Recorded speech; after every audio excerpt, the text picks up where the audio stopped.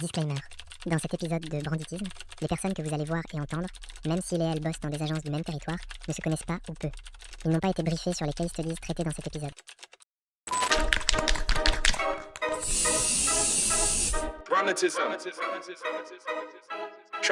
Aujourd'hui, on va parler de trends de social media, de campagne 360, de plateformes de marque aussi. Comme d'habitude, je suis accompagné par Christophe. Comment ça va? Bah, ça va et toi? T'as été les vacances? C'était il y a longtemps. C'était loin. C'était très très loin. Notre première invitée, c'est une vraie combattante de la com. Elle aime quand ça chauffe, quand ça débat, quand ça claque. Hyper active assumée. Elle recharge ses batteries en mouvement, un pied dans la strate, l'autre dans la création. Après une école de commerce, c'est chez Fred & Farid qu'elle chope le virus de la pub et à Londres chez Amplify qu'elle explose sur le volet international. Aujourd'hui, elle est directrice conseil et met toute son énergie et son exigence au service des marques chez Nobilito. Merci d'accueillir Claire Morel. Merci. Alors toi, tu as bossé sur des trucs XXL, tu m'en parlais la dernière fois qu'on s'était eu. Est-ce que tu peux nous en parler un peu? Tu as un exemple particulier? Oui, les exemples marquants, effectivement, à la Paris Games Week, je bossais sur le stand PlayStation, donc stand de 1200 mètres carrés. Wow. Mais ce qui veut dire aussi que derrière, il y a 100 brand ambassadeurs à animer toute la journée. Il y a des petites problématiques de vol de console sur le stand à gérer toute la journée. Ah, tiens, si j'allais sur le stand pour les pick-in PlayStation. Oui, on retrouve des couteaux comme ça dans les sacs à dos des gosses, c'est assez intéressant. Et puis une scène animée, 24/24. Donc oui, expérience assez folle que de gérer ce stand pendant plusieurs jours. Et là, tu as combien de millions de gens ou milliers de personnes qui passent sur le stand là, par jour et tout ça? Je sais plus, mais c'est vraiment hallucinant. Et la queue commence avant l'ouverture le matin. Et c'est pareil, sur le lancement de la PS4, il y a des évanouissements à gérer dans la foule avant même que les gens rentrent sur le stand. Carrément. Ça fait partie et c'est que des imprévus à gérer tout le temps. Ouais, notre deuxième invité, il a commencé par le web design qu'il a découvert pendant son service militaire. C'est pas la genèse la plus classique pour un créatif, mais chez lui, la curiosité fait toujours le taf. De fil en aiguille, il tombe dans la création. Comme son homonyme journaliste, il cherche la vérité, sauf que lui, il la trouve dans les briefs. C'est un directeur de création qui ne cherche pas forcément la lumière, mais qui la met toujours sur les autres. Il est passé par Grey Rap et ça fait plus de 12 ans qu'il est chez The Links maintenant. Merci d'accueillir Guillaume Durand. Merci. Et toi, Guillaume, tu as commencé par le web design avec le service militaire, mais c'est quoi le truc qui t'a fait plonger dans la publicité, la création? Dans la publicité, en fait, j'ai toujours adoré ça. Quand j'étais gamin, au collège, je me faisais des classeurs. Je découpais des pubs en fait et je les triais dans des classeurs pour me faire des petites archives. Et en sortant de l'école, le truc qui recrutait, c'était Internet, en gros. Et c'est vrai que j'ai eu l'occasion de me former au développement de sites pendant mon service militaire. Avec des militaires et tout ça, quoi, dans des... Non, alors avec des appelés qui faisaient aussi leur service, mais qui sortaient d'école d'ingénieurs. Voilà, et c'est eux qui m'ont appris à programmer et ça m'a servi à trouver mon premier taf. C'était chez qui ton premier taf du coup? Une boîte qui a coulé, c'est une start-up de l'époque, donc elles ont toutes duré 2 ans. Ça s'appelait 404 Fund, voilà, super agence. Christophe, maintenant, t'as un petit jeu comme d'habitude. Ouais, petit icebreaker, j'ai prévu. C'est parti. Générique ou pas? Allez, générique. Là, Clément, tout à l'heure, parlait des tendances et des trends, donc c'est vrai que c'est quelque chose qui m'intéresse beaucoup au quotidien, donc j'essaie toujours de mettre une petite thématique dans les jeux. La thématique du jeu, ça va être les tendances, et donc on va se faire une petite overview des tendances qu'on a toutes et tous un peu parcourues parmi les époques. Je vais vous poser des questions, vous allez essayer de les reconnaître et de les retrouver. Donc ça va être un peu, c'est pas classé par ordre, par chronologie. J'ai fait de Tetris une philosophie de vie et de la lumière d'un lampadaire une nécessité. Waouh! C'est les Space... On est plus sur un objet. Space Invaders, non? Ouais. Je vais redire. C'est un objet qui a été très tendance à une certaine époque. Donc j'ai fait de Tetris une philosophie de vie et de la lumière d'un lampadaire une nécessité. La lumière d'un lampadaire. J'ai une vieille pub Ikea qui revient avec un lampadaire, mais je vois pas le Tetris du coup. Certains jouaient un peu en cachette sous la couette. C'est une console? Un Game Boy? Ouais. Voilà, ok. Ah oui, alors, oui. Et là, j'ai entendu un Game Boy et une Game Boy. Donc, on oui, a les deux teams. Ouais. Toi, tu dis quoi? Une Game Boy. Ok, et toi? Une Game Boy. Ah ouais, bon, très bien. En commentaire. Au revoir. Dans les commentaires, qui dit un ou une Game Boy? Moi, j'étais Team Sega de toute façon. Ok, pareil. Question suivante. J'ai été ton premier animal de compagnie et ta première grosse culpabilité. Ton premier Tamagotchi. Oui, bien. Tamagotchi 96. T'as tenté un retour il y a quelques années, je crois, mais ça... Vous en avez eu, vous, des Tamagotchi? Non. Non, mais j'aurais bien aimé en avoir un, ça me faisait rêver, ouais. Ouais, non, franchement, je C'est trouvais vrai ça quand trop tu cool, voyais l'idée des potes de- et tout qui jouaient avec ce truc-là, Ouais. donner à manger. et Ce tout petit ça. truc interactif comme ça, moi j'ai toujours été fan de genre de petits gadgets. On continue, on change d'époque. Je faisais battre des bras et des cœurs, fluo et sans complexe. T'es chaud, toi. Mais qui a écrit ça? Je faisais battre. Vas-y, refais-le là. Je faisais battre des bras et des cœurs, fluo et sans complexe. Vous avez forcément fait ça. C'est genre une danse. Une sorte de danse. Ah oui, ah la tectonique. Et la tectonique. Oh, mais La là, danse, monsieur. Le militaire. tu peux donc faire la démo Tu peux maintenant. nous faire une démo. Alors, tenez-vous bien. Et ouais, 2006. Ouais, Ça 2006. n'a pas été ouais, long. ouais, ouais. Ça fait mal à tout le monde, Ça fait mal à tout le monde. Ah J'ai oui, l'impression que c'était hier et en c'était- fait, bon, t'as l'impression ceci dit, que j'ai c'est- trouvé ridicule, mais moi, il m'impressionnait. On continue. Grâce à moi, des millions de gens se sont mis à marcher sans regarder devant eux. Ah, les casques de virtual reality. Non. Marcher sans regarder devant, bah, les Ouais. téléphones portables peut-être. Ah bah Ah ouais. ouais. À un moment donné, les gens se sont mis à jouer à un truc dans la rue. Ah oui. Ah, ils allaient chercher les... sur leur Pokémon Go. smartphone. Ouais, Pokémon voilà. Ouais. Go, ouais. Et donc, masterclass. Ouais, j'étais chaud là, je m'étais mis sur la ligne de Très départ. chaud, ouais. Après tout le reste, je serais pas bon. On va aller plus loin. Bon, une autre tendance ouais, que je pense va revenir. J'étais le refuge des rêveurs, des artistes et des insomniaques connectés. C'était un peu le début avant Instagram. World. Ah ouais, Instagram. Non. Ouais, Tumblr. Ah ouais, Tumblr, ouais. Tumblr, c'était cool. C'était très cool Tumblr, ouais. Je sais pas s'il se passe des trucs encore dessus. Ça c'est revenu là. Ils Ah ont relancé en enlevant les trucs un petit Non, peu. attends, c'était, je confonds peut-être avec Vine. Vine, c'était vraiment Ouais, cool c'était aussi. cool, ça, Tumblr, ouais. Vine, Ouais. j'aimais bien. Bon, ça. bah, j'oublie j'aimais ma bien question Tumblr, sur ouais. Vine.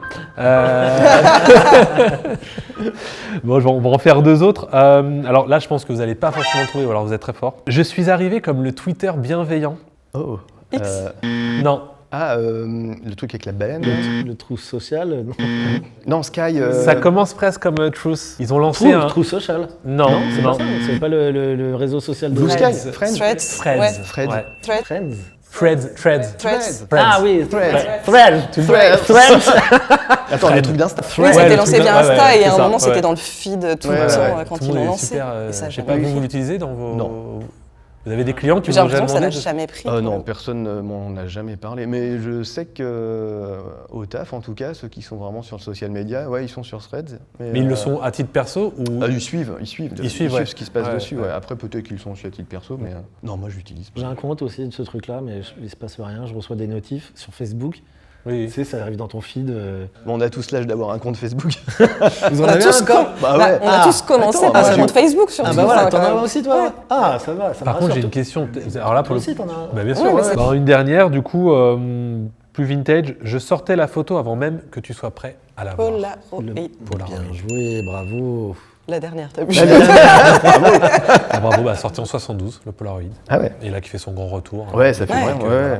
Donc là, l'idée, c'était de voir un peu des tendances un peu perdues qui reviennent et tout ça. Donc, Ouais, on bravo. en a acheté un aussi récemment, mais c'est vrai que c'est cool d'avoir les photos, tu les sors, tu les mets, enfin tu les coinces dans des bouquins, puis tu les retrouves un peu partout. C'est Mais ils ont sorti aussi maintenant une imprimante juste sur laquelle tu peux balancer les photos que tu fais avec ton téléphone pour le coup. Ah ouais, ok. Et tu peux imprimer en différents formats selon les formats de l'imprimante que tu prends.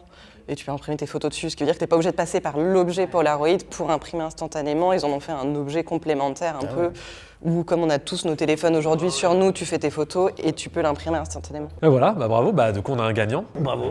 Guillaume. Bravo Guillaume. Bravo. Félicitations.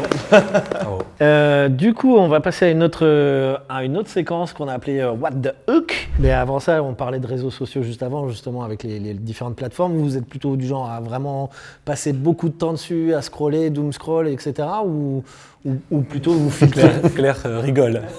Ah ouais, moi, Instagram, je me perds dans les limbes d'Instagram. Vas-y, fais voir ton temps Mais, d'écran. ah non, justement, je préfère ne pas regarder, tu vois, pour te dire le niveau, mais parce qu'en fait, je fais partie de ces gens qui ont tout allié du cours sur Instagram, où je suis à la fois des comptes pro, de com, de pub, de créa, que des trucs hyper perso sur de la couture, donc en fait, je me retrouve sur de la cuisine, sur l'éducation des enfants, et donc en fait, je peux y passer un temps absolument dingue, et après, je sauvegarde régulièrement les trucs que je vois que je veux refaire, et je les perds. Oui, voilà, ouais, c'est ça. Ouais. Est-ce que tu reviens Ouais, c'est dessus ça. un moment Rarement. Un peu de temps en temps, mais disons que 90% est perdu et 10% va pouvoir ressortir Mais ouais, je l'utilise beaucoup en information, mais sur des thématiques archi variées. Et parce que tu as ouvert ton champ d'inspiration sur plusieurs comptes et thématiques. Quoi. Je crois que je dois avoir 4 comptes différents, justement pour éviter ça. Ah, mais c'est malin. Parce que du coup, je me focalise que quand je veux chercher de la pige, etc. Ah, je vais sur mon compte spécial où j'ai tout ce qui m'intéresse niveau boulot. Ouais. Après, le truc gamin, famille, développement personnel, etc. Et puis j'ai un autre truc, je sais plus ce que c'est. Enfin, je dois avoir 3 comptes différents. C'est hyper marrant. C'est marrant, j'ai jamais entendu cette pratique de se dire avoir différents comptes sur un même réseau social. Mais c'est hyper malin. Je pars en couille complet en fait. T'arrives à garder un algorithme clean, quoi. Ah oui, parce que moi j'enregistre, je fais des petits dossiers, mais après je sais jamais dans quel dossier je les ai mis. Puis le plus gros dossier, c'est le à trier. C'est le plus bordélique, Ouais, c'est celui où ça, t'as tout dedans. Mais non, c'est bien vu l'idée de plusieurs. Moi, sur YouTube, j'ai un onglet voir plus tard. Oui, c'est ça. Je n'ai jamais été voir, je n'ai jamais cliqué sur ce truc. Ils ont déjà archivé les vidéos. Des clips, des podcasts, des machins, voir plus tard. Ouais, cool. Et en fait, Et je sais pas si tous les gens regardent, retournent dessus à un moment pour. je pense pas. Il faudrait lancer une étude là-dessus. Ah si, moi je m'en sers assez souvent, ouais. Sur LinkedIn, enfin principalement pour le taf. Sur LinkedIn, je vois des trucs, des articles à lire. Je fais enregistrer, voir plus tard, et souvent dans la semaine, je vais voir à peu près les X derniers que j'ai enregistrés pour voir si c'était vraiment intéressant. Mais en revanche, quand je suis vautré dans mon canapé à scroller sur Insta comme ça, j'enregistre des trucs que je ne regarde jamais. Ouais. Est-ce que vous vous rappelez la dernière vidéo, le dernier carrousel ou n'importe quoi qui vous a permis de vous arrêter dans votre scrollage? Un qui marche souvent avec moi, c'est Romain Bouvet, je crois si je dis pas de conneries, qui est un mec qui fait des neurosciences et qui commence toujours son hook par justement l'info surprenante qui va derrière délivrer et exprimer. Et il a toujours cette clé d'entrée avec ça fonctionne, ça pas. Et du coup, tu déroules derrière. Et c'est un sujet qui est absolument passionnant de se dire, mais en fait, à 3 mots différents dans une même phrase, l'impact va être complètement différent dans ce qu'on va ressentir, dans l'action que derrière on va réaliser. Moi, j'en ai vu un aujourd'hui, alors c'est facile, enfin hier soir, c'était une pub pour, alors je crois que c'est Engie, pour la promotion d'éoliennes. Okay. Tu l'as vu, ouais. Et en fait, je me suis arrêté dessus parce que ça m'a étonné, ça commence comme les vidéos qu'on voit qui sont faites avec de l'IA de basse qualité, qui fait de la vidéo un peu pourrie. Ça commence par un mec qui perd sa perruque. Et je me dis, waouh, c'est quoi ce truc? Et après, tu as tous les codes réseaux sociaux, quoi, la typo surlignée, la voix de synthèse, etc. Et en fait, ce qui m'a étonné, c'est que ça apparaît clairement comme une pub. Et je me suis dit, tiens, c'est marrant, une pub qui reprend à ce point et aussi bien, je trouve, le code des réseaux sociaux. Enfin, des réseaux sociaux faits par les particuliers chez eux, quoi. Un truc vraiment pas pro, finalement. Et j'ai trouvé ça très chouette, ouais.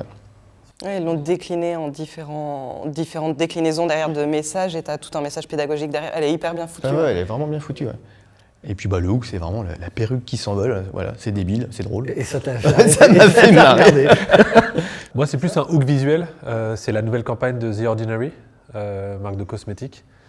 C'est une nouvelle campagne là, qui vient de sortir, donc j'ai pas été encore au bout du bout de la campagne, mais il révèle justement tout ce que la cosmétique de luxe produit aujourd'hui. Et ils ont un contre-pied là-dessus. Et l'esthétique, elle est assez un peu bizarre, avec un monde un peu, une esthétique cosmétique un peu hybride, avec des visages qui se tirent la peau, avec des élastiques, etc. Et c'est ce choc un peu visuel, un peu science-fiction, qui m'a appelé, donc le spot est hyper fort. Je vous propose de regarder 4 activations.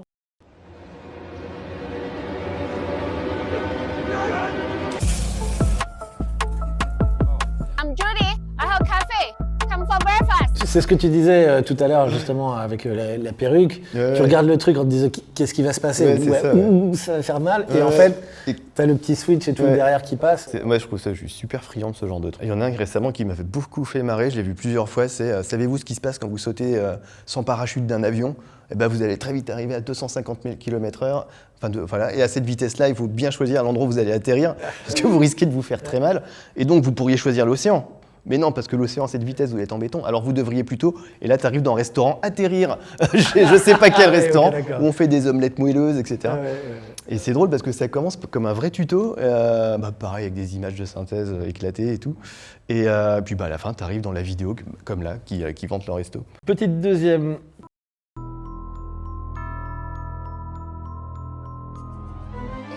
On sent la connerie venir.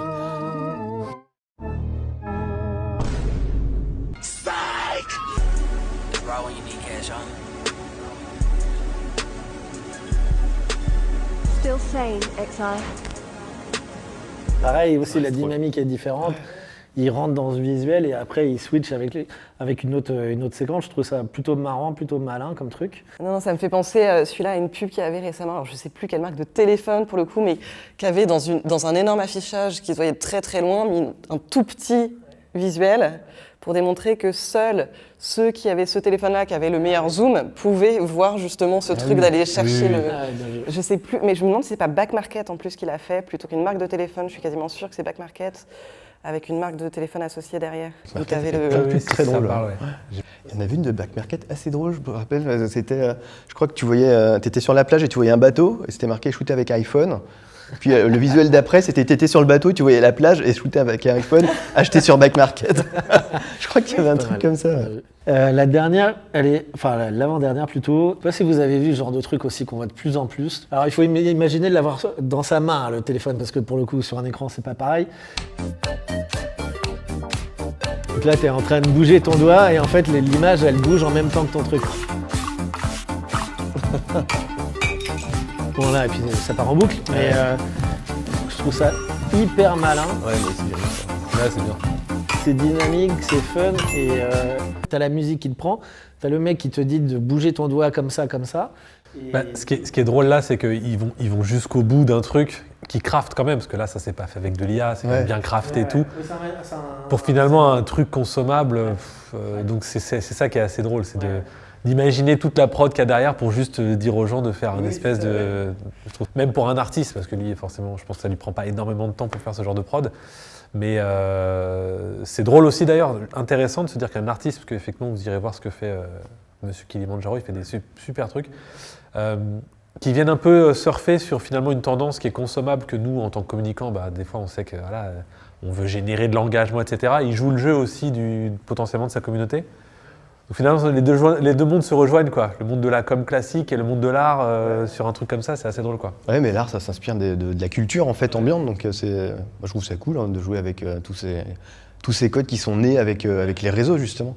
Et là ce qui est super bien réussi, je pense notamment sur les deux premiers là qui vendent un resto ou des fringues, c'est que ils ont compris que sur les réseaux sociaux on est avant tout là pour de l'entertainment, quoi. Ouais, pour le divertissement, t'as pas besoin de... Et les marques devraient plus comprendre ça en fait. Plus en jouer fait, le jeu. T'as un peu deux écoles, j'ai l'impression en ce moment. Soit tu vas aller chercher plus de l'entertainment, soit tu vas aller chercher plus l'expérience, ou en fait le geste que tu vas faire avec ce que tu montrais là, avec le téléphone à la main, mais ce qui se fait de plus en plus avec les marques ou les influenceurs, où tu sais, quand tu secoues ton téléphone, tu vois l'image apparaître, ou tu as une interaction en tout cas qui fait que tu as accès à l'information d'une manière ou d'une autre, et ce qui génère derrière de l'attachement, de la mémorisation, puisque toi-même tu as fait quelque chose pour que ça ait un impact sur l'information que tu reçois derrière. J'ai l'impression, je ne sais pas, mais j'ai l'impression que là, depuis quelques temps, il y a plein de choses qui se passent, en tout cas sur les réseaux sociaux, sur la manière de captiver l'attention dans un scroll, etc. Il y avait Leclerc qui l'avait fait super bien, le Leclerc, c'était très drôle. Je ne me rappelle plus, mais il était génial ce compte-là, enfin il est toujours d'ailleurs. Il y a des nouvelles techniques, des nouvelles façons d'attraper le regard et que je trouve super intéressant. Je pense qu'il y a un truc qui est... Enfin, vous nous direz en tant qu'expert, vous, comment vous sentez le truc, mais j'ai l'impression qu'il y a un retard et une avance qui s'est un peu distordu. C'est-à-dire que l'accès à la technologie ou à certains crafts, les gens se sont habitués à crafter eux-mêmes, peut-être parce que les téléphones sont meilleurs, tout le monde a accès un petit peu à des outils simples mais qui sont tout de suite quali. Il y a moins d'artifices, il y a moins de filtres. Donc je pense que cette espèce de lien entre un outil smartphone de base et un peu d'inventivité fait que les gens peuvent le faire eux-mêmes, les marques aussi, puis ça crée un espèce d'écosystème où en fait, comme tu dis, on s'entertain aussi bien avec des marques qu'avec des consos qui testent chez eux des choses rigolotes, quoi. Je te rejoins sur ce point-là. Je pense qu'à une époque, il y a quelques années encore, sur les réseaux sociaux, il y avait les comptes perso qui étaient du très manuel et du je te raconte ma vie, et d'un autre côté, les comptes pro des marques étaient hyper léché, sans aucune adaptation en plus au code des réseaux sociaux. C'était à la limite, je te balance mon film pub en version les 15 premières secondes, parce que c'est ce que Instagram est capable de me prendre, quoi. Ouais, exactement. Et voilà, démerde-toi avec ton téléphone pour le voir. Et là, maintenant, les deux mondes sont complètement en train de se rejoindre, mais parce que des deux côtés, en fait, ça se rééquilibre, et les comptes perso sont de plus en plus professionnalisés. Il y a bien sûr les gros influenceurs, mais il y a aussi énormément de micro-influenceurs qui font un travail incroyable avec des boulots de qualité de dingue. Et à côté de ça, on a des comptes de marques qui, au fur et à mesure, ont complètement adopté les codes des utilisateurs, justement, pour pouvoir apparaître dans leur feed de manière plus naturelle, pour recréer des liens authentiques, pour recréer cette connexion avec leur audience qui fonctionnait pas du tout dans un premier temps quand les marques sont apparues sur les réseaux sociaux. Et maintenant, ça s'est beaucoup lissé dans les deux sens, et pour plutôt tirer l'ensemble des contenus quand même vers le haut. Ouais. Peut-être qu'aussi qu'il y a une culture qui s'est faite où les personnes qui gèrent les comptes social comprennent aussi mieux les cultures digitales et acceptent mieux des contenus de niche et le test, ce côté de tester qui peut-être permet à des marques de se dire ok, on peut tester, on sait que ça va, la durée de vie c'est 6 secondes, voire. Ouais, mais je pense que ça c'est vrai, cette recherche d'authenticité là, dont tu parles à l'instant, c'est exactement ça. Et je pense aussi que ce que tu dis c'est juste, il y a des nouvelles générations qui s'occupent de ça chez les marques, des générations qui ont les codes, et puis chez des marques qui ont besoin aussi de ce volume de publication, parce que il y a aussi plein de marques qui sont sur les réseaux parce qu'il faut être sur les réseaux et qui n'ont pas les codes et qui n'ont pas la culture et qui continuent de faire des publications qui ne sont pas intéressantes, mais du pas coup, authentiques et qui ne génèrent pas d'engagement ou même si elles sont bien craftées, finalement ça passe dans ton feed, tu scrolles dessus parce que tu t'arrêtes pas, tu n'as pas ce petit hook rigolo, tu n'as pas ce truc qui t'attire et c'est dommage parce que c'est beaucoup d'argent et d'énergie qui part dans les limbes d'Internet. Ouais, t'as ces marques qui croient que le fait de poster est suffisant oui, au nom de la marque et que la quantité va faire le taf. Quand même, on est une marque connue. Regardez notre contenu. Je comprends pas. Non, c'est nul. On a posté lundi à 14h, ça doit marcher. Ça devrait marcher. C'est ça. En plus, je l'ai relié sur mon compte LinkedIn perso. Wow. Il y a aussi beaucoup d'agences spécialisées maintenant, alors qu'avant c'était les marques qui prenaient la parole sur ou qui demandaient aux agences. Maintenant les agences créent des microstructures qui sont spécialement dédiées. Du coup ils vont pleine balle en se disant voilà, j'ai les codes, je sais comment faire, on va trouver des solutions, on va faire des choses nouvelles. Ce que les agences finalement ont peut-être plus trop le temps de faire, de dédier du temps juste aux social media parce qu'ils ont aussi du print, des campagnes, des sites internet à faire ou des trucs comme ça. Et du coup ils bifurquent sur... Puis la prod social media, elle est de plus en plus du côté des annonceurs. Puis c'est même plus logique que ce soit chez eux en termes de réactivité, d'économie. Puis t'as une frilosité du côté des aussi, influenceurs, pour le coup, directement aussi, qui vont porter le message directement auprès de leur cible. Je disais, t'as une frilosité aussi du marché qui fait que forcément t'as un peu plus peur de prendre le risque de justement faire une publication qui va pas marcher. Donc tu préfères tout de suite rassurer le client ou la personne qui commande le contenu, de travailler avec la personne qui sait faire. Donc c'est aussi pour ça que les créateurs de contenu sont peut-être appelés aussi pour accompagner les marques, soit en interne, soit les agences. Donc ça permet aussi de... L'expertise se perd peut-être en agence, mais tu appelles plus des experts qui savent faire et ça rassure mieux le client de se dire... Après, je dirais pas que l'expertise, elle se perd. C'est juste qu'on est moins dans la production, en fait. C'est que la production, elle se perd en agence. En revanche, l'expertise, elle est quand même toujours présente. Mais on va établir plutôt les stratégies, on va faire un plan et puis après l'annonceur va être capable de...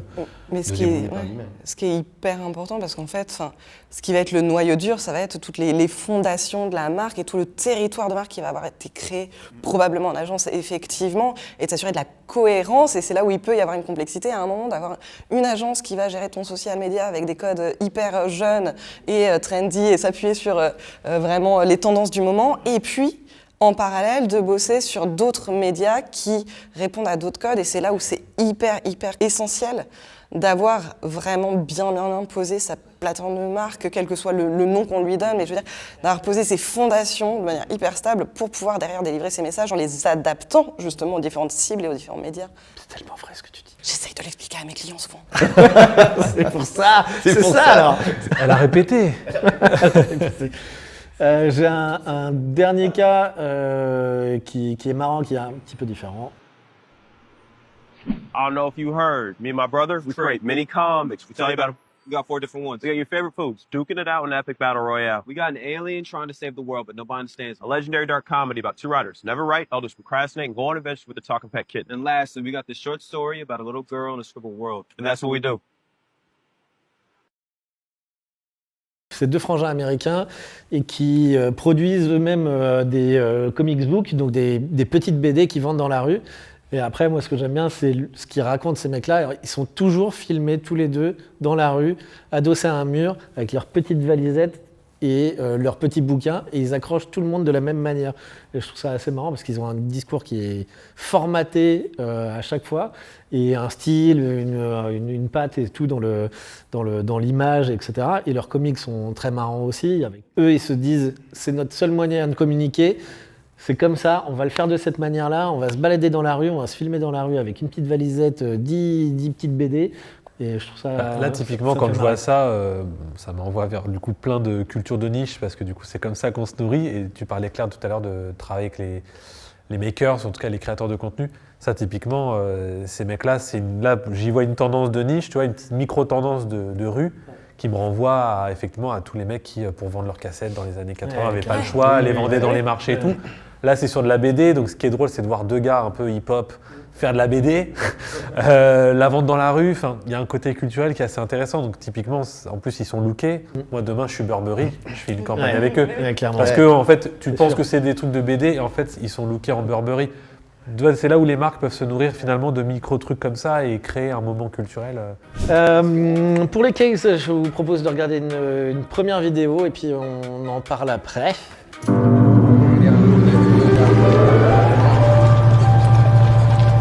You've been told the hero will come to the rescue. Answer your prayers and deliver salvation. But some players know the truth.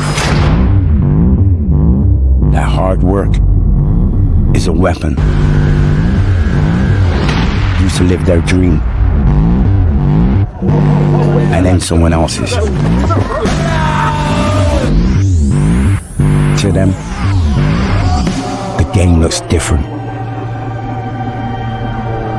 Spoiling a party is a purpose. Breaking things, patterns, systems, expectations is a gift. And denying others their fairy tale is not an act of cruelty. It's everything. At their feet, the football is not a toy. It's a source of control. A tool. So in a world of footballers trying to be the solution, what do? Football's got enough heroes.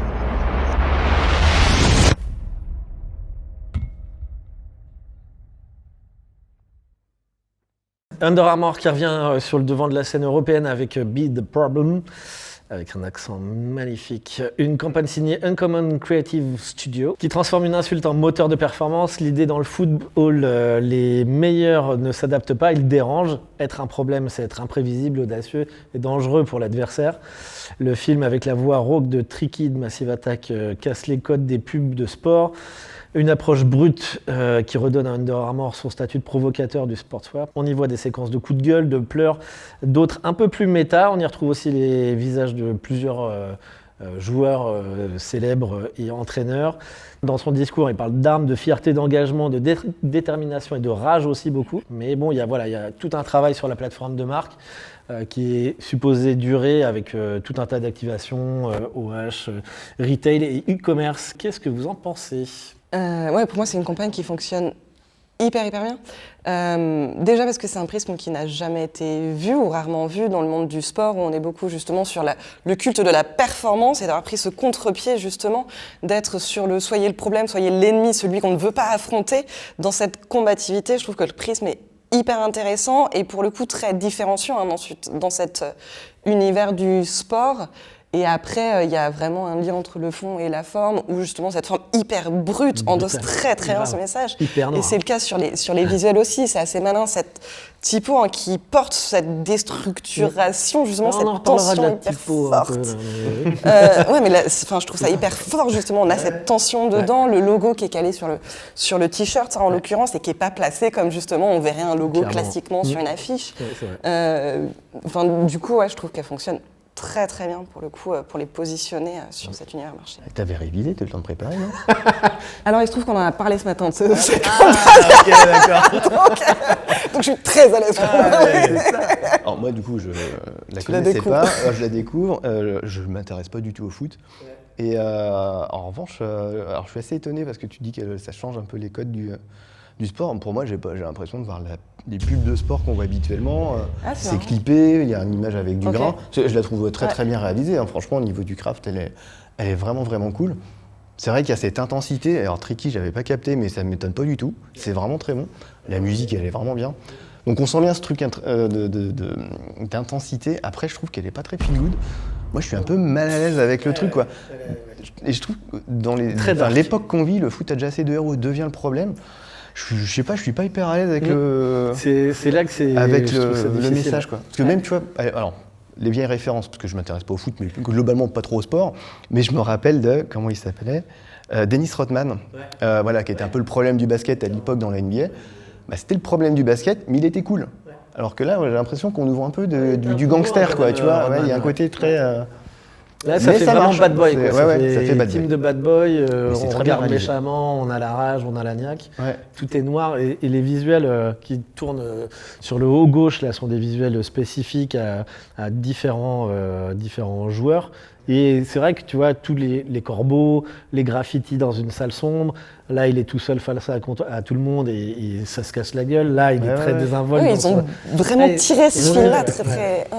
Non, mais c'est joli, c'est vrai que, franchement, j'aimerais beaucoup faire ce genre de film vision comme ça, c'est Le chouette. craft est incroyable, je trouve, dessus. Quoi, sur le craft, la il a- DA est Il n'y folle. a rien à dire sur le craft, mais après, c'est vrai que je pense qu'il y a un sujet de culture entre le pays, enfin, les nations de foot en dehors de la France et nous en France, où effectivement, on veut dire aux jeunes, ben, si tu dis à un jeune sur le terrain, devient le problème, bah, et je crois qu'elle a fait un bad buzz, cette je équipe. pense, oui, Tu en parles après Ok. Non, pas spécialement. Ok. Vas-y, tu peux y aller. Mais il me semble que, à revérifier, mais il me semble que le message porté par effectivement du coup, une personne de couleur qui clame haut et fort d'être le problème, ça a provoqué certaines choses. Alors après, j'avais pas capté. Oui, tout le monde t'as se raison, choque mais de c'est vrai que ça tout. pourrait être- C'est juste une marque de sport. Hein, donc, et après, des sportifs de haut niveau ne deviennent pas des gangsters. Mais c'est vrai qu'après, il y a tout quand même l'écosystème du sport amateur où effectivement, pour le coup, je pense que les comportements ne sont pas tous... ils sont pas tous encadrés comme des sportifs pros. Donc, est-ce que la marque, elle est là pour dire aux consommateurs devenez le problème sur un terrain et du coup, ça devient violent et tout ça, ou au contraire, devenez le problème dans votre sport en étant, comme tu disais, dans l'attitude. Oui, c'est ça, Ça veut ouais. dire aux jeunes, en tout cas, d'avoir un bon comportement sur le terrain. Et c'est vrai que la campagne, elle peut potentiellement renvoyer vers d'autres choses. Les consommateurs sont assez intelligents aujourd'hui pour faire la différence. On pourrait potentiellement, nous, communicants, se dire, enfin pas nous, mais les clients, ouais, mais est-ce que les clients sont prêts à entendre ce message ? Moi, je pense que les gens aujourd'hui sont assez. ils ont Peut-être les codes, parents hein. des consommateurs, les ados Ouais. qui jouent au foot, je sais pas. Peut-être pas tous en tout cas, mais. Mais tu crois Je sais pas, je sais pas si tu vois cette pub, t'as 12-13 ans, je sais pas si t'as assez de recul pour comprendre que c'est parce que t'es le plus fort du terrain que t'es le problème. Tu vois, je suis Ouais, pas mais sûr. du coup, tu te dis pas que, admettons le gamin qui voit ça, donc l'ado qui voit ça, qui se dit allez, je vais devenir le problème, on Ouais. me vend des codes un Bah, il peu va se énervés sur prendre le des terrain. Je pense que le coach derrière, si c'est un bon club, il lui dit mais il cadre en fait. Donc c'est pour ça que là on normalement, est quand même dans un univers du sport de haut niveau. On n'est pas là, on n'est pas dans les cités, on n'est pas dans des campagnes. Ouais, mais après, c'est porté par des. Ouais, c'est pour tout le monde, mais tu as quand c'est même les joueurs des. de SPTT du T'as coin qui Hakimi vont ou acheter du Under Armour, t'as après. Benjamin Mendy, je crois. Mais c'est très juste, c'est la question tu que je as me posais. Antonio Rudiger, Achraf Hakimi, Ibrahima Konaté. Ça reste quand même des Arteta. icônes. Je pense En que fait, t'as raison. oui, c'est des La icônes. question, c'est en fait à quelle est la cible. Et je pense que c'est le point justement, est-ce que c'est les 12 ans, est-ce que c'est les 20 ans, est-ce que c'est le footballeur du coin, ou est-ce que c'est du streetwear. Et en l'occurrence, si t'es purement sur du... Oui, mais du coup, en fait, je pense que la question, elle est là, parce qu'en fait, si t'es sur une marque streetwear, oui, du coup, ce côté bad boy, etc., et qui est plus dans le feeling et dans l'attitude, et non pas dans le sport sur le terrain, justement. a là, toute on les sa voit. place. Là, les sportifs, si on décode un peu la campagne, ils sont que dans des phases d'entraînement, dans les couloirs avec le coach.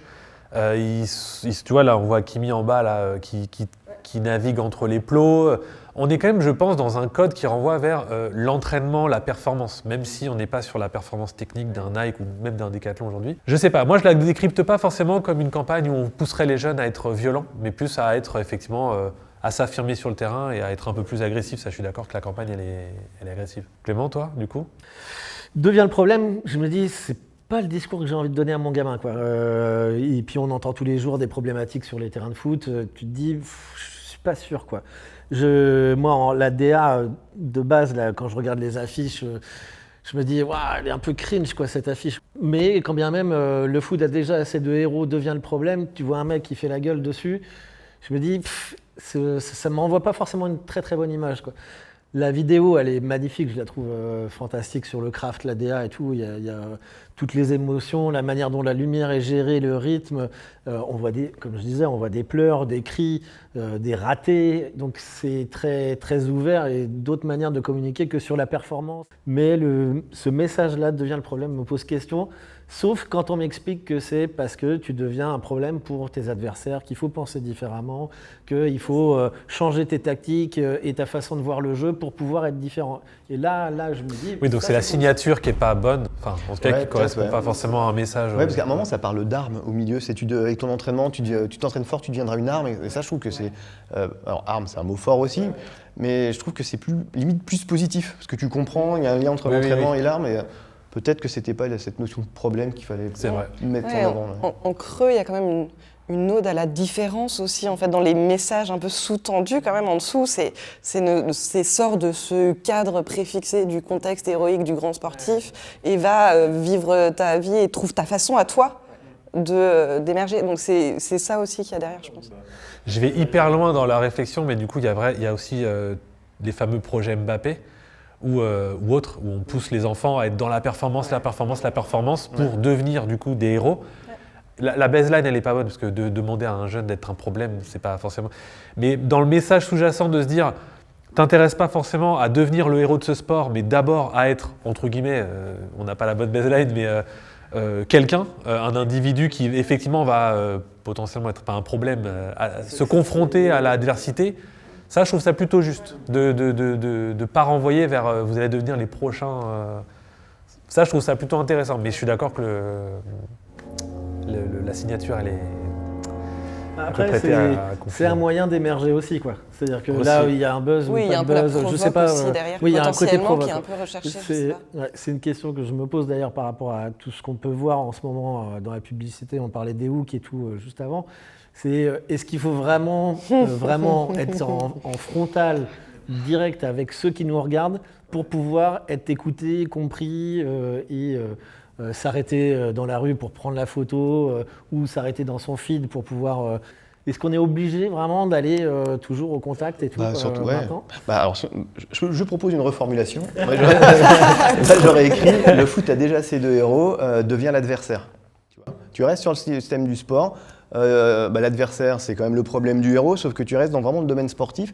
Et un adversaire. Vous avez trouvé un directeur d'exploitation qui vous propose un truc. Non, mais adversaire, c'est pas un ennemi, tu vois. Il y a ce truc-là qui est. Je trouve que ça aurait été plus proche du domaine du sport. Ouais. Ce que j'entends, et à la fois, est-ce que tu perds pas justement en partie la force de Be the Problem, qui est le truc dont on parle depuis 5 minutes, qui est vraiment non, mais je suis d'accord. Cette crispation qu'on a autour de ça. Non, mais oui, je suis d'accord que le problème. Mais voilà, c'est. Je trouve que adversaire, on garde ce côté un peu genre. T'as besoin de ce. Bourrin, mais ouais. Ok, on proposera ça. Vous me direz. J'ai décerné ça. Et la typo, je trouve ça cool. Hein. Tu parlais de la typo, moi j'aime bien le fait que ce soit en vrac comme ça. Hein. Oui, toi t'aimes. Alors, en fait, quand je regarde la pub au départ, je me dis, mais qu'est-ce que c'est que ce truc-là, quoi. Ces images-là sont prises sur un post LinkedIn sur lequel je suis tombé l'autre jour. Il y a les crédits photos. Il regarde ce truc-là, cette affiche-là, et dit, mais c'est quoi cette affiche de quoi. En gros, qui a fait cette affiche? C'est un stagiaire ou quoi? Il se pose vraiment la question. Okay. Et je me suis dit, putain, c'est clair, en fait, c'est vraiment trop nul, quoi. Sauf que tout est cohérent, en fait. Mais je trouve qu'il y a un problème de lisibilité, quand même. La typo est le problème.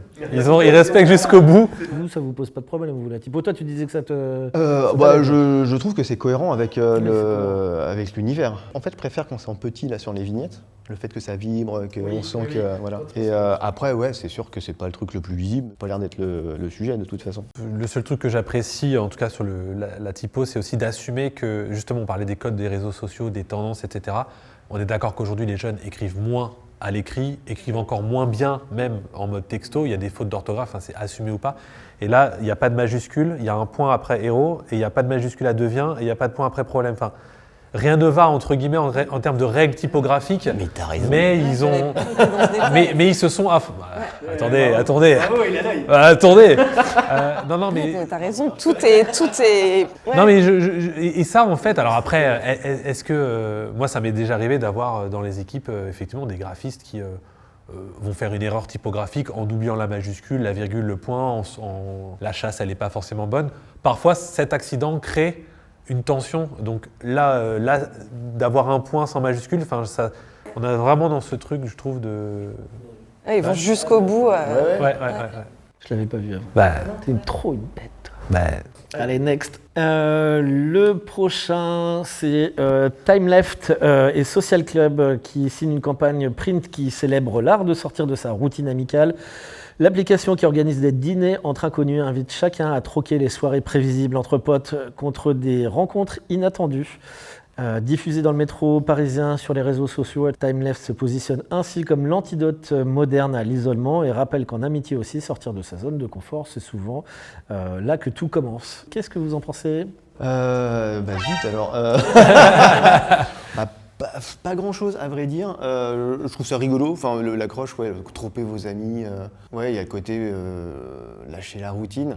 Je trouve que le ton est drôle en fait. Après, je pense que les vrais amis s'en foutent qu'on aille voir d'autres personnes en vrai. Donc sur le fond du message, je sais pas trop quoi en penser. Après, je trouve que c'est plutôt frais. J'aime bien les visuels, j'aime bien la DA. Je trouve ça cool, les grands placards de couleurs comme ça avec la petite respiration autour. Je trouve que c'est bien exécuté, ouais. Il y a un truc moi, qui me dérange dans cette campagne, mais je pense qu'il est fondamentalement peut-être déjà l'offre et la campagne, hein, qui est cette recherche de sur-authenticité sur quand même de la techno, quoi. Fondamentalement de la techno qui te met en relation. Et je trouve que finalement les visuels sont assez clichés en fait, sur ces rendez-vous très consensuel entre amis, assez cliché sur le on se marre, on a bien représenté toute la diversité, on a un peu coché on a coché toutes les cases du visuel du passer un bon moment ensemble. Et dans les messages, il y a un truc qui me dérange aussi dans le ne pas dire à Zoé que vous avez vu d'autres amis ou je ne sais quoi, sachant que ce que j'ai lu sur cette campagne, c'est quand même que il y a une partie du rôle de cette app, disons, qui est de te permettre de sortir de ton isolement. Ouais.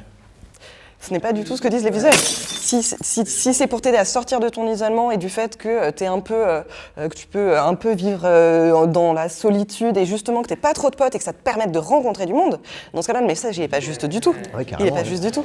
Et c'est peut-être pour ça que c'est super cliché, pour le coup. Ouais. Que ça soit coloré, joyeux, avec toute la diversité, parce que regarde le monde qu'il y a à l'extérieur, tu peux te faire ces potes-là, quoi, dehors, quoi, peut-être. Ouais, mais qui est pas ce que te dit pour éviter d'entendre parler de Zoé, on le dira pas à ton meilleur pote, donc je pense qu'il y a un... Oui, c'est vrai qu'il y a un truc un peu malsain en les relisant là au fur et à mesure. Déjà, t'aimes plus tes potes en vrai. Et puis t'as raison, c'est vrai que les visuels, je les trouve à la fois frais, mais c'est vrai qu'ils sont très lisses. T'as l'impression d'être dans une série américaine un peu. Vous connaissiez Time Left ? Non, pas du tout, non. Donc je pense que c'est une campagne pour faire connaître cette appli. Qui en fait, donc je connais Maxime Barbier qui a lancé cette appli. Le point de départ du lancement de cette appli, il disait ça dans un podcast, c'était qu'en fait avec sa copine... Tout le monde connaît le case en fait. C'est pas ce case-là, alors le case je le connaissais pas. Non, mais l'appli... Maxime Barbier qui parlait de ça. Non, il parlait, je l'ai entendu parler du lancement de son appli, mais pas de cette campagne. En fait, le point de départ, c'était qu'effectivement, lui, il adorait découvrir des restaurants et qui s'est dit qu'il allait proposer la même expérience pour justement, une fois par semaine, quand tu veux, tu te connectes sur l'appli et on te propose un resto. Et à ce restaurant-là, tu découvres du coup des inconnus. Parce que lui, tu vas dans une ville, donc c'est autre chose. Donc je pense que le problème, c'est qu'il y a deux messages. Il y a le message de faire connaître cette appli qui te permet finalement, si tu es seul chez toi ou si tu vas aller découvrir un nouveau resto avec des gens que tu connais pas, du coup, tu es dans une ville ou quoi, tu te connectes et tu as un resto. Et il y a un autre concept sous-jacent qui, pour le coup, est hyper cool, c'est que des restaurateurs qui ont des trous dans la semaine, et on sait qu'ont vécu les restaurateurs pendant le Covid, machin, etc. C'est un moyen aussi de remplir les tables tous les mercredis, qui est un peu une zone creuse pour eux.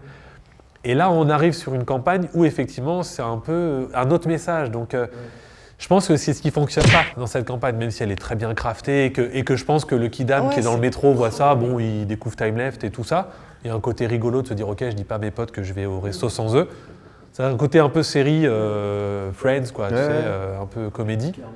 Mais je trouve qu'on passe à côté finalement de la vraie mission de cette appli qui est cool, qui est que Qu'est-ce qu'il y a en tu peux body t'autoriser d'aller découvrir Ouais. des nouveaux restos avec des gens que tu connais pas. Et c'est ça la vraie expérience de ce. Mais qui est la body en fait, une fois que je relis, Qui est la body l'accroche n'est pas là, mais la body, Ouais, c'est ça exactement peut ce que tu d'un me dis. verre ou d'une activité. Mais sinon, après, en termes de craft, elle fonctionne. Après, oui, elle est un peu surjouée, mais parce qu'ils veulent. C'est le côté un peu populaire, très Netflix, très machin. Ouais, c'est vrai. Alors, plus elle tourne, et moins je l'ai. Enfin, Moi, je je les l'aime. trouve toujours. Non, mais moi je l'aime. Non, c'est vrai qu'ils font totalement fake en fait. Ouais, mais Tous. moi, Non, je ouais. pense que ça fait- Parce qu'en plus, enfin, même les fringues et tout, j'ai jamais vu des gens habillés comme ça. Est-ce que c'est des vraies photos d'ailleurs? Mais c'est ce que je me disais, Ouais, c'est que ce ouais. serait hyper intéressant dans ce cas qu'ils fassent des shoots sur les vrais événements en fait. Non, je suis d'accord avec vous tous. En fait, je l'ai vu dans le métro l'autre jour et il y en avait partout, littéralement partout, quoi. Vraiment, ils bombardent dans tous les sens et j'ai trouvé ça plutôt frais en fait dans le métro, là où tu passes du pot de yaourt à l'assurance au machin. Des gens qui sourient. Et là, Ouais, voilà. t'as une immersion dans le truc. Et en plus, le format là, il est plutôt sympa, là, le triptyque là. Là, moi, je me dis, j'irais bien boire un coup avec ces gens-là, quoi. Après, je suis pas dans la cible du tout, donc je suis Dans pas- l'appli, il y a un truc où tu es obligé de t'habiller comme ça pour faire. C'est ça. possible. De quelle couleur est ton t-shirt? Reconnaissez-vous entre, C'est, une soirée verte. entre Time Lifters. Je vois bien le générique. Bah oui. Horrible. Mais ouais, donc j'aime bien le côté immersif du truc. En la regardant aussi, plus ça va et plus je trouve que c'est très lissé, comme tu disais. Et ce qui est dommage, c'est que effectivement, quand tu lis la grosse accroche qui est un peu fun, trompez vos amis, et on parle de Zoé là, c'est qu'on ne parle pas du tout du fait de l'isolation des gens. Et ça, il faut vraiment passe à lire. côté, ouais. Bah, dans la body, quand il y a écrit chaque semaine provoquer l'inattendu, il n'y a pas du tout de provocation de l'inattendu. Oui. On n'est pas là-dedans, on est plutôt dans dans le les visuels, confort. pas du tout, ouais. On est dans un truc, presque dans un Ouais, ronron. on n'est pas dans la découverte. On n'est pas dans la découverte, on est plutôt finalement dans le quotidien. Quoi. On n'a Ouais, pas ouais. l'impression de. Ouais, c'est Non, vrai bah, qu'en fait, on fait un truc qu'il faut pas faire, c'est qu'on passe trop de temps dessus. Parce qu'en vrai, non mais sans rire, c'est ça. Tu sais, ça rappelle. Tu vois le placeboard. Tu vois le placeboard où tu dis, elle est bien cette idée, puis 20 minutes après, tout le monde repart déprimé, puis c'est vraiment à chier. Alors qu'à la base, au début, c'était bien. Et donc, tu as dit que t'es passé dans le métro, t'as trouvé ça sympa. Je l'ai vu une fois, je trouvais ça frais, et puis C'est plus frais, je ouais. réfléchis dessus, bah moi je la trouve bien, mais en vrai, ce qui me gêne, c'est plus que ce qui est raconté effectivement dans les mots, ça transparaît pas dans les visuels. Après, est-ce que finalement, là, on fait cet exercice-là de l'avoir sous les yeux et puis de ressasser le truc, et nous, c'est notre boulot de décortiquer. Donc du coup, au bout de 5 minutes, on en a ras-le-bol, mais le mec qui est dans le métro qui voit ça, ou la nana, il trouve ça frais, et il Oui, se dit bah, ah, il bah se super, télécharge tiens, l'appli, il time regarde. left, il y Je a vais un aller QR voir code, Time- un voilà, machin, c'est ça. pouf, je l'ouvre et puis je suis dedans, quoi. Ouais, Je pense que ça fait son impact quand même dans Ouais, non, mais elle est fraîche, dans le là-bas. paysage Ouais. habituel. Et c'est vrai que le côté immersif, là, le côté triptyque, Ouais. il est vraiment chouette. Ouais, il est chouette. Le Mais truc t'as qui se fait en 3 là. Je te je remets trouve quand ça- même un petit. Ah, une petite dernière. Ouais, ça marche bien. Ouais. Il marche très Alors bien. le nom, je le comprends pas. Time left, c'est quoi? C'est le temps qui reste? Le temps qui te reste. C'est ça, le temps qui te reste. Ah ouais, le temps qui reste, mais c'est horrible. En fait, Ouais, c'est un c'est truc vrai. pour la fin de vie, quoi. Il reste pas mal de temps. quoi. Oui, il te reste pas mal de temps. On va faire la fête parce que là, Ouais. mon gars, c'est la quille. Horrible. C'est ça. veux Profiter de garder la vie, encore ça passe vite. En même temps, c'est un peu ça, quoi. La vie passe vite, va t'éclater plutôt que de rester chez Ouais. toi. Quoi. On décode Non, au fur et à mais- mesure, on continue. Quoi. Encore un petit peu, Guillaume? Non, merci, c'est Non, vrai. c'est bon. Ta dose. Allez, je passe. Prochain sujet, c'est une autre vidéo. Je ne sais pas si vous l'avez vu passer.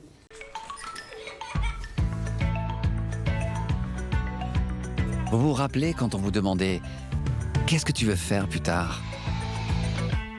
Ah, pas facile de répondre. Aujourd'hui, le groupe Bouygues a des milliers de réponses à cette simple question. Groupe Bouygues, 6 entreprises et des milliers d'offres d'emploi dans le monde.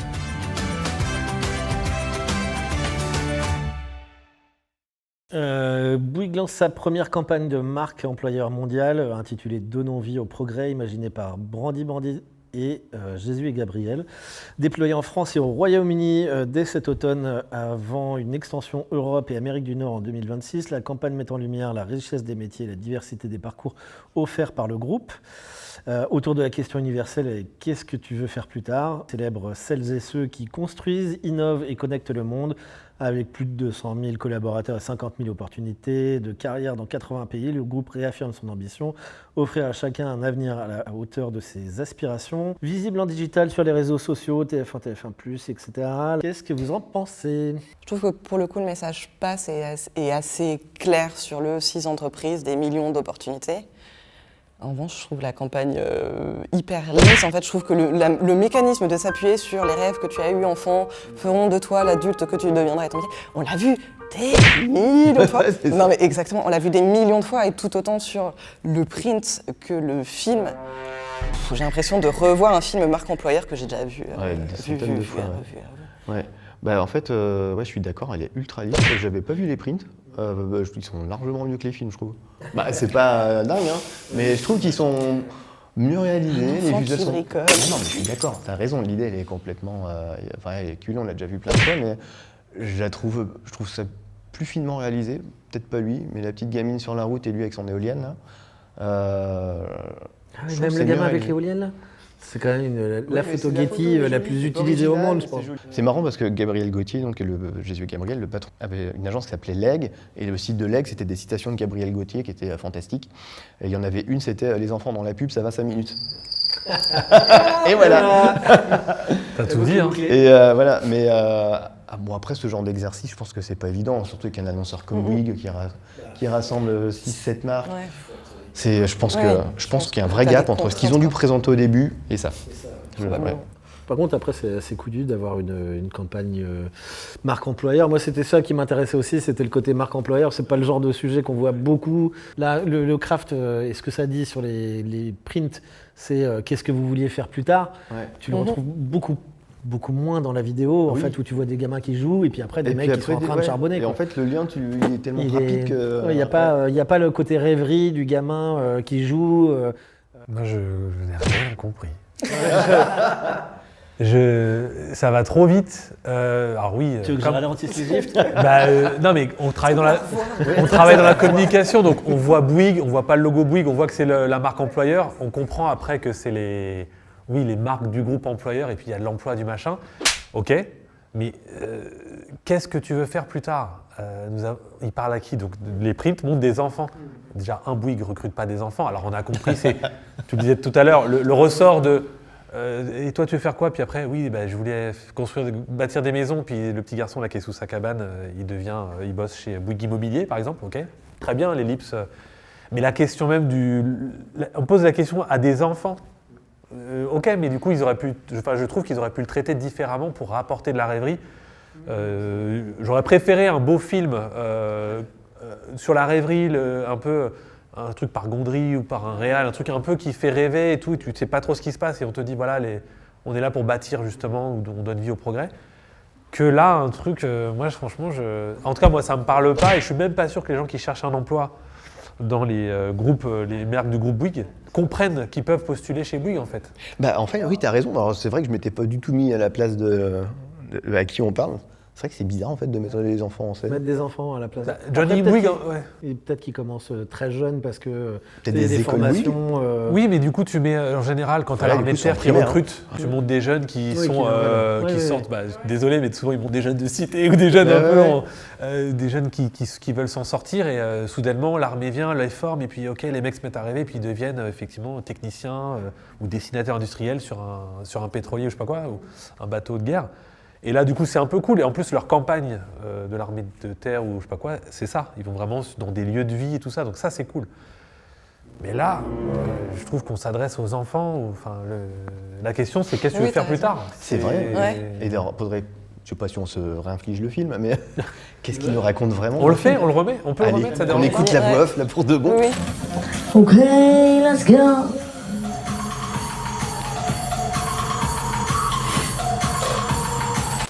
Oui, donc c'est pas très informatif. Enfin non, si, c'est hyper informatif. On sait qu'ils ont des milliers d'emplois dans le monde, et puis qu'à la limite, il y a des emplois qui correspondront à tout le monde. Parce que finalement, en disant qu'est-ce que tu voulais faire quand tu étais petit, tout le monde se dit je voulais être ça, peut-être que j'ai ma place chez Bouygues. Bon, voilà, on se souvient qu'ils ont des emplois à pourvoir. Le coup du rêve, il n'y a pas de lien entre le rêve et le truc après. C'est vrai qu'on voit des gamins qui font les explorateurs, qui jouent dans des cabanes, etc., qui font du vélo, machin. mais le lien avec qu'est-ce que tu faisais quand tu étais gosse et tiens, cette passion-là, ça peut devenir ton métier demain au sein du groupe parce que machin, c'est zéro, quoi. On passe du gamin qui se balade ou qui regarde avec ses jumelles ou sa loupe une bestiole sur le mur et direct après, c'est un mec qui est en gilet avec son casque. Et ben Bouygues, c'est un peu brut de décoffrage, quoi. Et d'ailleurs, sur ces plans-là, d'ailleurs, les plans de fin, l'ellipse où on passe en jump cut sur les plans d'adultes, c'est des plans stock, c'est des plans récupérés. Ils n'ont pas la même facture visuelle que les. Oui, plans de début. Donc à mon avis, ils ont dû récupérer, des films précédents. Des films de chaque. Parce qu'on ils doivent avoir des banques d'images, j'imagine, ouais. Alors c'est ça en fait. Je me demande s'il y avait. Je suis pas sûr qu'il y avait des gros moyens en vrai sur ce truc. Tu vois, c'est pas. Peut-être que l'agence peut mettre en commentaire. Mais c'était probablement une des complexités de cette campagne, qui est en fait, il n'y a pas un annonceur, mais il y a en l'occurrence 6 annonceurs qui ont dû rentrer dans la boucle des validations à un moment, se mettre d'accord entre eux, ne serait-ce que sur le brief, les objectifs et la cible de la campagne. Donc probablement qu'aussi ça explique le résultat qui est plutôt. Ouais. Parce que du côté de l'annonceur, ça n'a pas forcément été facile à orchestrer. Ouais.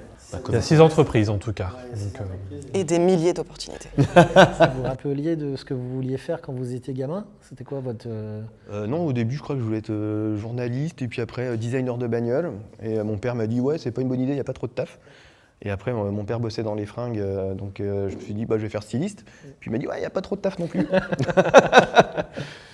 Et voilà.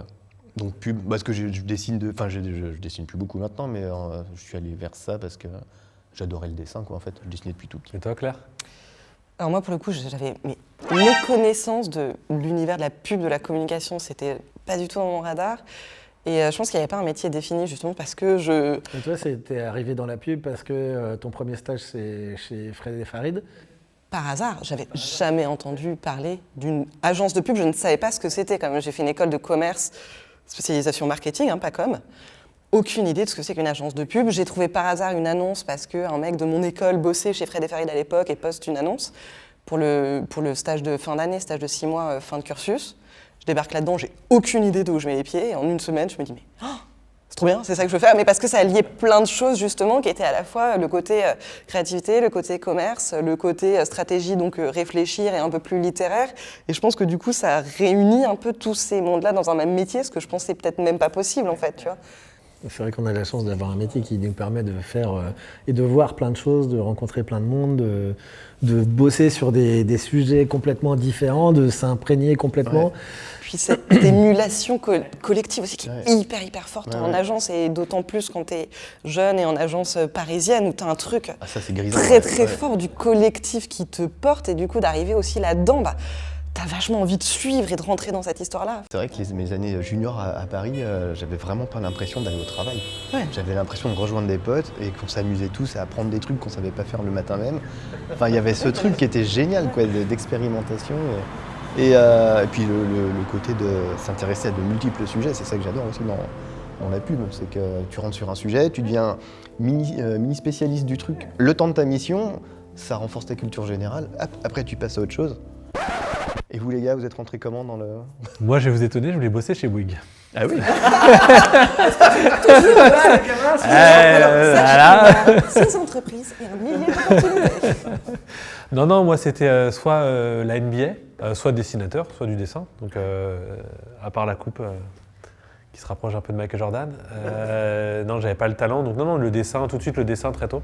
Et après, c'est mon cousin qui a quelques mois de plus que moi, mais c'était un peu comme mon grand frère, mon guide, on va dire, qui a fait une école un BTS dessinateur maquettiste. C'est trop cool. C'est quoi ton taf? C'est graphiste. Donc, du coup, je me suis dit, trop bien. Donc j'ai dû attendre de finir d'avoir mon bac pour aller vers une filière plus de design graphique, quoi. Mais c'était tout de suite le dessin, quoi, depuis tout petit. Je dessine plus non plus, un peu comme toi. J'ai un truc qu'on fait. On est trois alors. Et toi, du coup tous mes calepins de dessin, je pense que je sais pas combien de calepins. Je les garde encore, c'est terrible. Tu les regardes, tu fais, mais pourquoi tu gardes ça, quoi. Et puis pareil, j'avais une passion pour les bagnoles aussi, dessiner des logos de bagnoles et tout. Le design en général me plaisait, il y avait plein de trucs comme ça. Et puis finalement, c'est assez naturellement, comme je passais des heures entières devant la téloche à regarder les pubs, et tu les connaissais par cœur, et à l'époque, on n'avait pas beaucoup de chaînes de télé, donc les pubs, tu les prenais dans la tronche comme des tunnels, et tu les bouffais, et tu pouvais pas les skipper, ni rien du tout. Une continuité logique entre le dessin, la tablette, la palette. Mon père m'avait filé ma première palette graphique, je sais pas, je devais avoir peut-être 7 ou 8 ans, sur Paint ou Corel Draw ou un truc comme ça. Et puis c'est devenu naturel, et puis et hop, comme ça quoi. Alors là, je voulais vous proposer un autre petit jeu. On passe outre les cases, etc. Donc là, c'est pas une réflexion logique que je vous demande, hein, c'est juste de me dire, est-ce que c'est une collab qui a vraiment existé ou est-ce que c'est une fake? D'accord, très drôle. D'après vous, Dope et Oasis, c'est une collab qui existe, qui a existé? Ce serait génial. Je trouvais ça très absurde. Bah, je dirais Toi- non, mais toi, je tu trouverais dis- ça drôle. Donc toi, tu dis pas collab? Toi, tu dis Moi, je collab? dis pas collab. Pas collab. Pas collab non, pas pas collab collab, non plus. pas collab. Et alors? Et alors?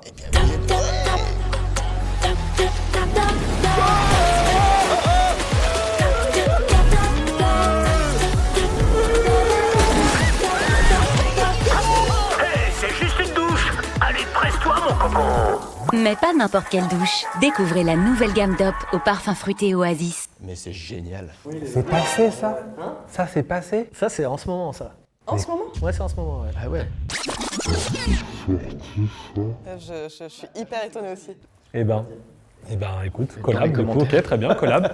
Next, Wigo et le Stade Brestois. Oui. Bah oui. Je pense qu'elle a raison, elle a l'air hyper sûre, clairement. Donc toi, c'est ok pour toi? Moi, j'en sais rien, mais oui, ça a l'air crédible. Bah non, Non. c'est pour faire le contradicteur. Il a C'est dit pas non. possible. Attends, je tiens mon rôle. Wigo n'a pas vocation à sponsoriser ou faire une collab avec une marque. Ils les avaient mis sur les sièges en fait, Très bien. dans le stade, et en Ah ouais, fait, trop bien. du coup, comme tu avais parfait. C'est génial. Paris et Brest, que c'était pour la rencontre Paris-Brest, et derrière tu as la promo. Voilà. J'aime bien ces idées-là, moi. On est bien d'accord, foutu, on ouais. est d'accord. Ah, c'est cool. Hein. Ok, next. Monoprix et Tinder. Oh, bah, je dirais oui. Possible. Ouais, ça, ce serait bien possible. ouais. Bah oui. Pendant Bah, le Covid, non, celle-ci est fake pour le coup. Celle-ci est fake, mais je trouve l'idée pour être marrante. Ah ouais, ce serait Vraiment, bien. les années Covid, quoi. C'était vraiment les années Covid Voilà, où tu avais exactement. toutes ces rencontres Oui. où le la supermarché faisait partie des lieux où tu pouvais Faut aller aller. faire les ouais. courses? Ok, next. KFC et Crocs. Oui. Ça oui. Ah bah, je dirais non, c'est pas possible. Bah, attends. Non, Christophe. Alors là, par contre, les gars, accrochez-vous bien. Parce que le truc. Eh oui. Avec les trucs à brancher dessus. Ah ouais, Plugger dessus. Crocs, ils ont l'habitude de faire plein de détails Oh, que tu c'est peux immense. plugger directement dans la godasse. Là, c'est des pignons de poulet, C'est enfin des ailes de horrible. poulet. C'est dégueulasse. Moi j'aime bien. En 2020, ouais, aux États-Unis, Crocs s'associe avec KFC pour créer une paire de sabots au design de poulet frit ornés de pilons décoratifs. Et cerise sur le gâteau, c'est qu'il y a même l'odeur de poulet sur le truc. Ah, il y a un truc. Il y a une tentative. Ah, il y a une tentative. Ouais, il y a une prise de risque. Umbro et Reigns, la marque de sportswear et la marque de vêtements imperméables. Dispo depuis le 2024, Umbro s'associe à Reigns, la marque danoise spécialiste des imperméables, pour lancer une capsule de vêtements waterproof dédiée au foot, stylé sous la pluie, réinventer le vestiaire de joueurs trempés, des vêtements qui craignent pas la pluie. D'après vous? J'ai la réponse. Toi, t'as la réponse. La réponse. Bah, moi, je dirais non.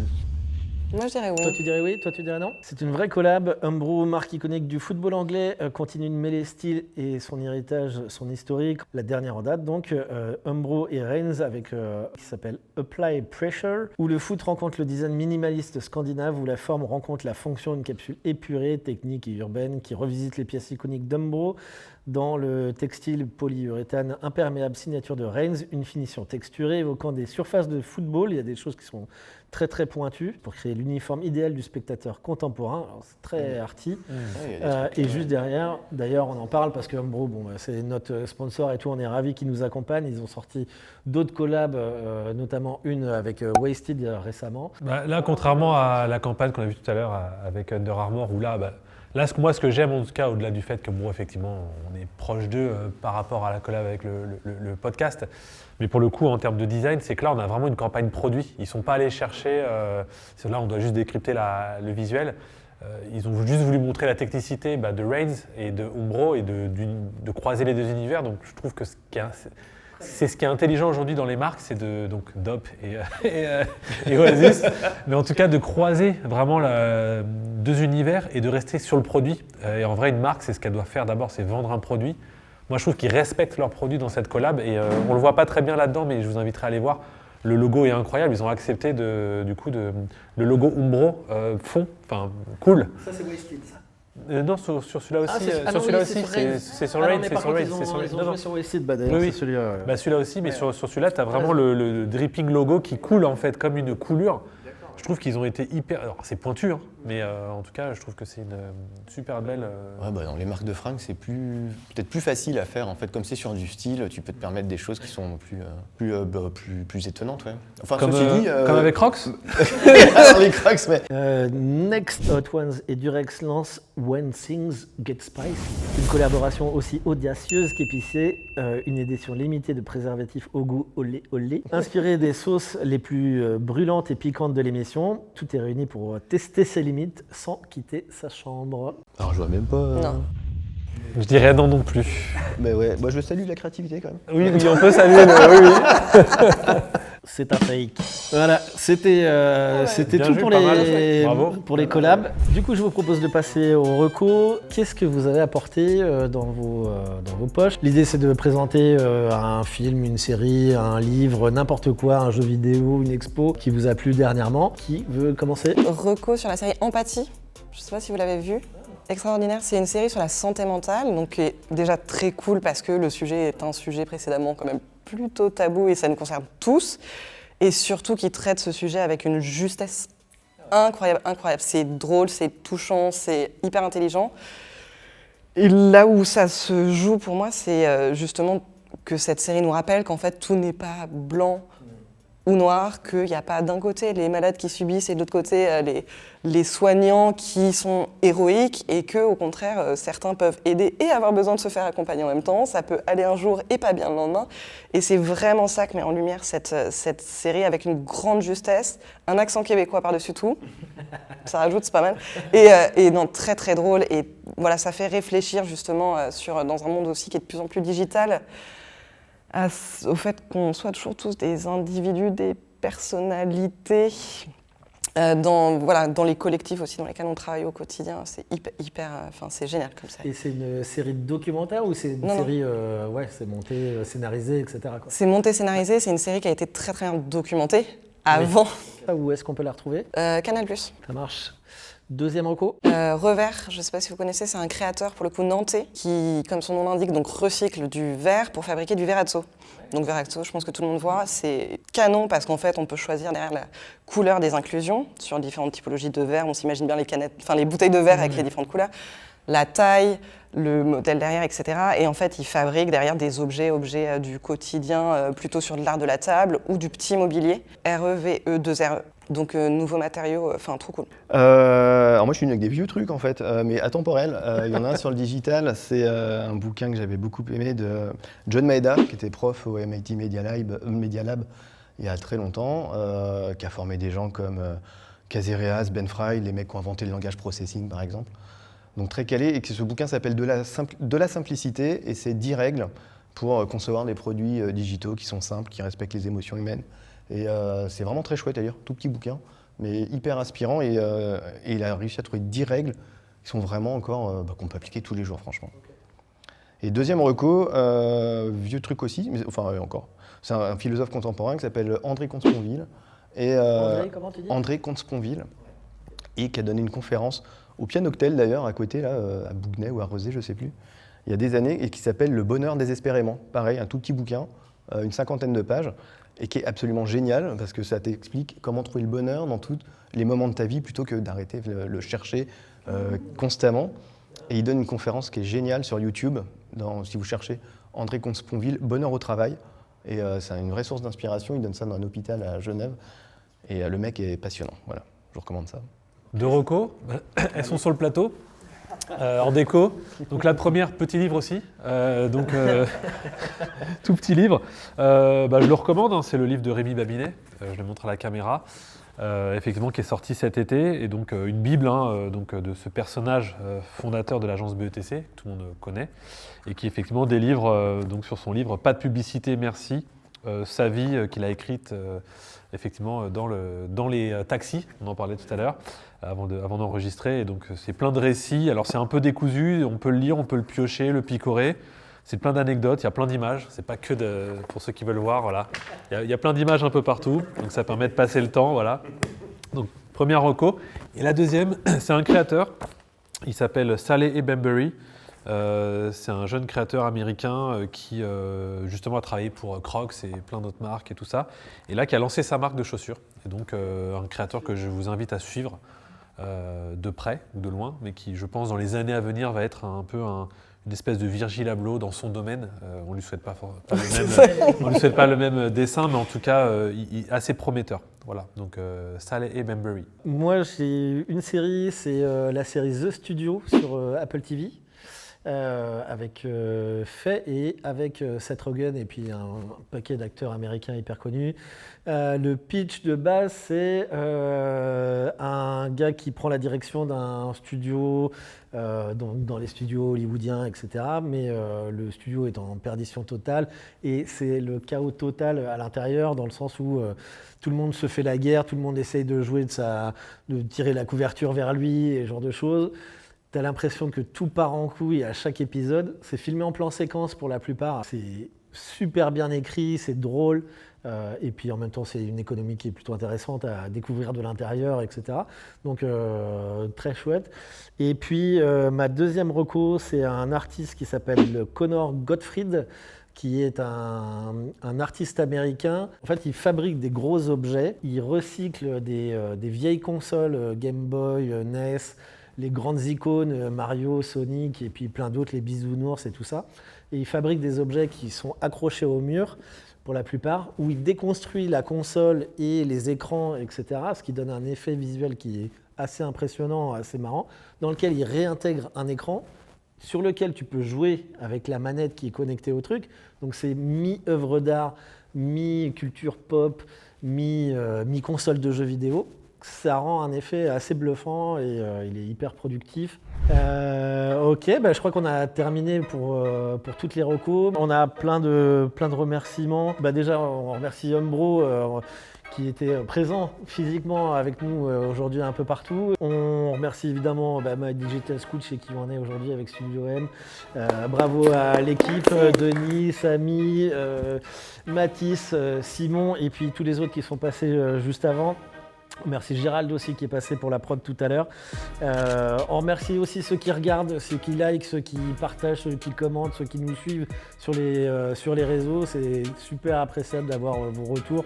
Donc n'hésitez pas à liker, suivre les épisodes. On est présent partout, sur YouTube, sur toutes les plateformes audio aussi. Puis on se retrouve dans un mois du coup avec d'autres invités, d'autres cases, etc. Donc voilà, ciao. Ciao. Merci.